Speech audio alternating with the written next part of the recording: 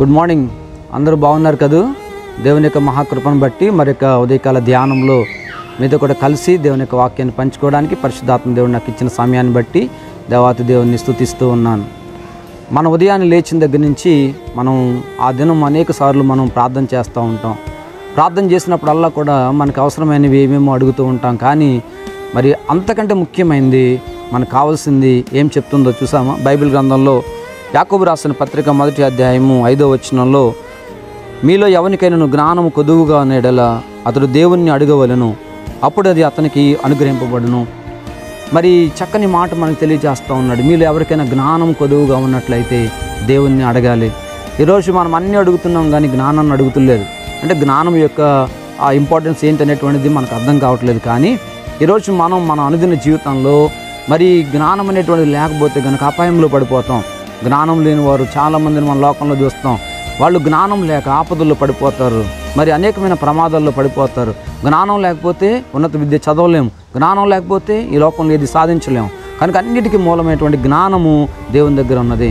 ఈరోజు నీవు దేవుణ్ణి అడిగితే ఖచ్చితంగా దేవుణ్ణి ఇవ్వబోతున్నాడు.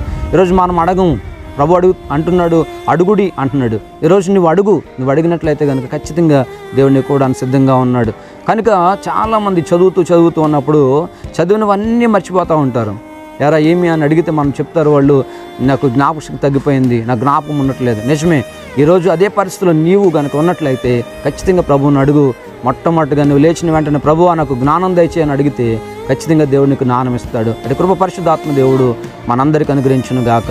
చిన్న ప్రార్థన చేసుకుందాం, కళ్ళు వంచి కళ్ళు మూసుకుందాం. పరిశుద్ధుడా, ప్రేమ కలిగిన మా ప్రియ పరలోకపు తండ్రి, మీ ఘనమైన నామానికి వెళ్ళని స్తోత్రాలు చెల్లించుకుంటున్నాం నాయన. ప్రభువా, ఈ లోకములు అన్నిటిని అడుగుతున్నాం కానీ ప్రభువా నాయన ఇదిగో తండ్రి జ్ఞానాన్ని అడగలేకపోతూ ఉన్నాం నాయన. అటు సత్యాన్ని బయలుపరిచినందుకే వందనాలు ప్రభువా. నాయన మాకు జ్ఞానము దయచేయండి, జ్ఞాన హృదయం దయచేయండి. ఈ లోకములు ఏది మంచిదో ఏ చెడుదో గ్రహించే హృదయాన్ని మాకు దయచేయమని ప్రార్థన చేయించున్నాం నాయన.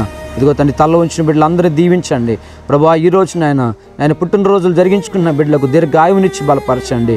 అలాగే నాయన దినాలు జరిపించుకున్న బిడ్డలను జ్ఞాపకం చేసుకోండి. ఇలాంటి పెళ్లి రోజులు మరెన్నో జరిగించుకునే కృప దయచేయమని, వారి కుటుంబాలు దీవించి ఆశీర్వదించి సమృద్ధినిచ్చి బలపరచమని యేసు శ్రేష్టమైన నామంలో ప్రార్థించి వినయంతో వేడుకుంటున్నాం పరమ తండ్రి.